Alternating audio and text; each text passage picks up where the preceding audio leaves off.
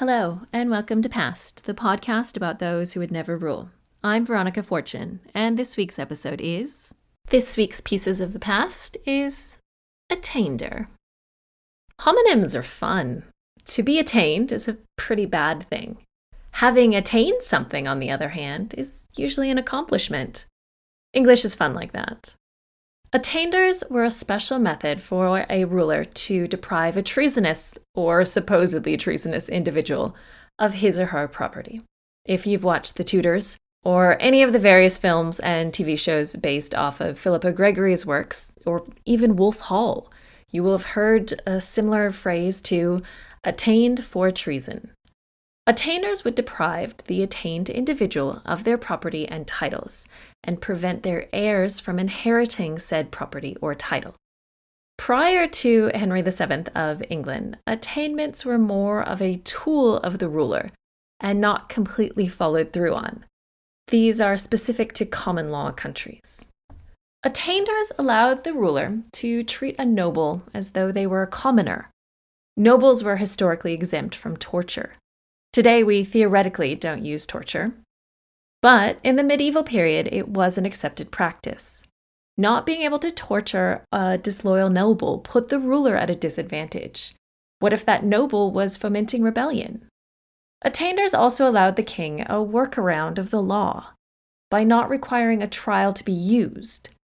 They also have one other feature which kings were a fan of. They took the property of the one who was attained and prevented their heirs from inheriting said property. In most modern criminal cases, children aren't held guilty for the acts of their parents or grandparents. But this hasn't always been the case.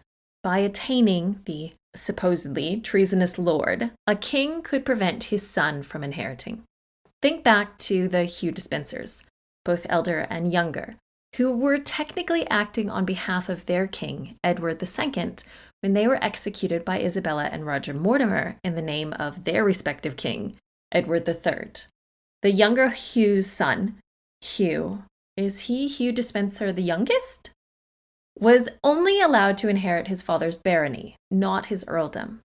If a king still wanted the accused son to inherit, the king could use the return of titles and properties as a bit of political theater.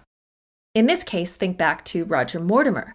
He was attained, and his son didn't get back the family titles and lands, but his grandson did. In this case, the king didn't even recreate the title. Roger's grandson, Roger, was the 2nd Earl of March, a restored title. As you'll hopefully remember, the Mortimers eventually married into the royal family, with the marriage of Philippa of Clarence, Lionel of Antwerp's daughter, to Edmund Mortimer, the great-grandson of the attained Roger Mortimer. Talk about rehabilitation. Now, sometimes the king doesn't get to follow through on his attainment plans. Thomas Howard, the 3rd Duke of Norfolk, was attained in 1547, along with his son Henry Howard, the poet. Both were ordered to be executed. Henry Howard lost his head on the 19th of January, 1547. Thomas's execution was planned for the 28th of January, but he had a bit of luck on his side. Henry VIII died that day, and because this was an absolute monarchy, Thomas escaped execution. Thankfully, most common law countries have done away with executions in general. America, get with it.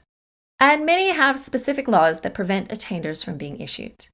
The Australian High Court, the Canadian Parliament, the US Constitution, and Supreme Court have all made it clear that attainders will not fly in those countries. While it could still be used in theory in the UK, it hasn't been practiced since the late 1700s.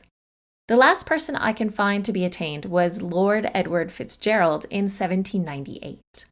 Lord Fitzgerald was an Irish lord who fought the British during the American Revolution and campaigned for an independent Ireland.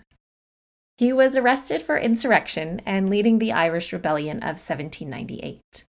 His attainder was overturned after his death, which was obviously very helpful for him. Thank you for listening to Past. I can be found on Twitter, Instagram, and Facebook at PastPod. That's PASSEDPOD. Please feel free to email me at pastpod@gmail.com. I have a Patreon that can be found at patreon.com/pastpod.